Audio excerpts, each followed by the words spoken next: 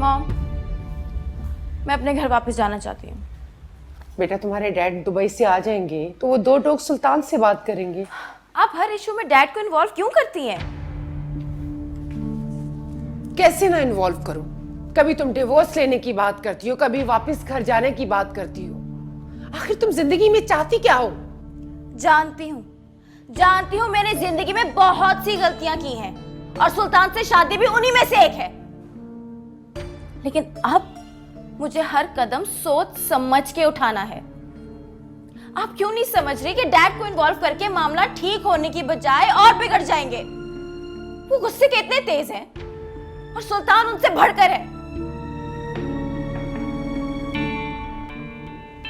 मैंने सोच लिया है, मैं सुल्तान को इतनी आसानी से छोड़ूंगी नहीं।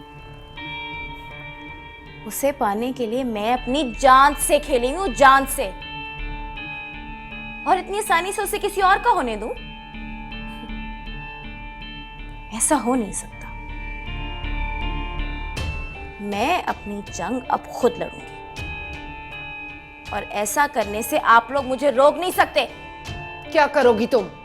अगर मुझे मेरे हिस्से की मोहब्बत ना मिली तो मैं सुल्तान के साथ वो करूंगी जो वो सोच भी नहीं सकता।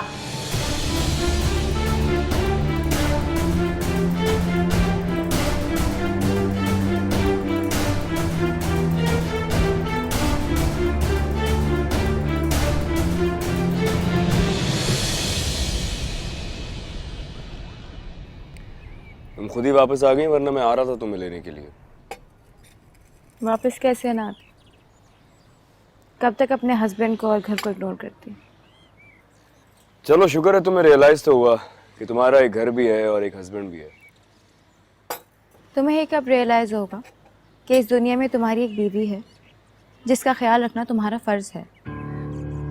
मैं तुम्हारा ख्याल नहीं रखता क्या? ये मुझसे क्या पूछ रहे हो? ये सवाल तुम अपने आप से करो। सुल्तान, तुमने आखिरी बार मुझसे बात कब की थी?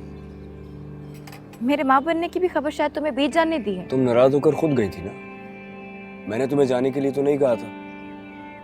मैं नाराज क्यों होके गई थी? तुम्हारी वजह से।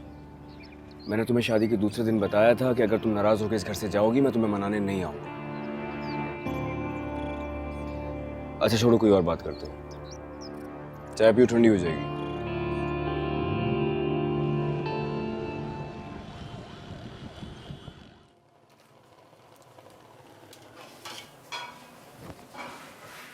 अरे अम्मी, आप किचन में क्या कर रही हैं?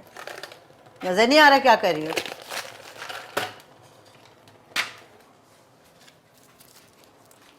वो रिदा ने जिद की थी तो नाश्ता वास्ता बना लिया था, लेकिन आज से खाना मैं खुद बना लिया करूँगी और आपको कोई काम भी नहीं करने दूँगी, सब खुद ही कर लूँगी।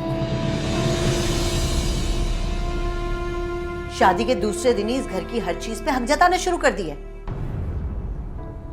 मेरे बेटे को तो तुमने मुझसे छीन लिया, मगर इस घर पे अब कब्जा नहीं कर सकती। नहीं अम्मी, आप गलत समझ रही हैं, मैं ऐसा कुछ नहीं सोच रही। ये घर आपका है, मैं क्यों कब्जा जमाऊंगी इसके ऊपर? आप मुझसे इतनी बदगुमान क्यों हैं अम्मी? खबरदार जो मुझे अम्मी कहा होगा। इस घर में मैं तुम्हें अपने बेटे की बीवी बना के लाई, अपनी बहू ने।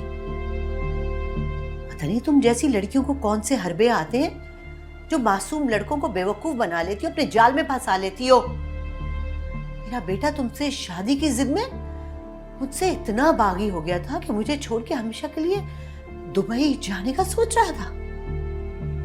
खबरदार, मुझसे और मेरी बेटी से दूर रहा करो। तुम जैसी आवारा लड़की का साया मैं अपनी बेटी पे पड़ने भी नहीं देना चाहती।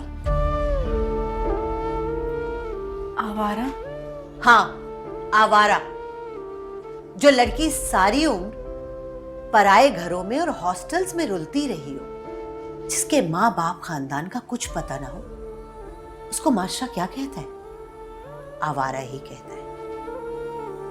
पहले तो हारून के घर पे मेहमान बन के आई और अब उसी घर पे कब्जा जमाने की प्लानिंग शुरू हो गई।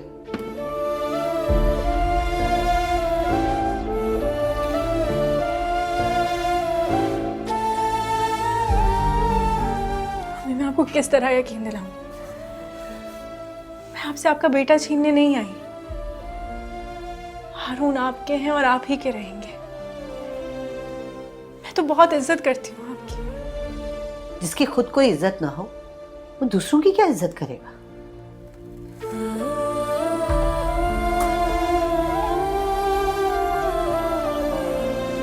आप मेरे बारे में बहुत गलत सोच रही हैं। मैं बिल्कुल भी वैसी नहीं हूं जैसा आप सोच रही हैं अम्मी। मैं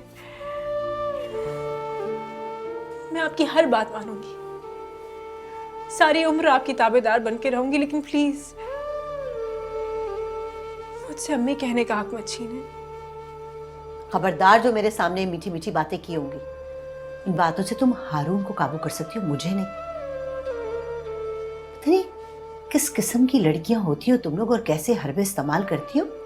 मासूम मर्दों को अपने जाल में फंसाना बहुत अच्छे तरीके से आता है। तुम लोगों के तो उल्टे हाथ का काम है ये।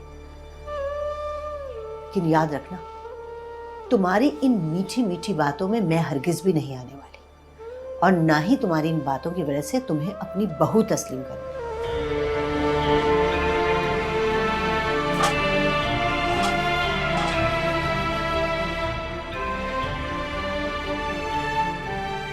तमीज से आंखें खोल के काम करो। ये तुम्हारे बाप का घर नहीं है, और ना ही ये बर्तन तुम अपने जहेज में लेके आई थी।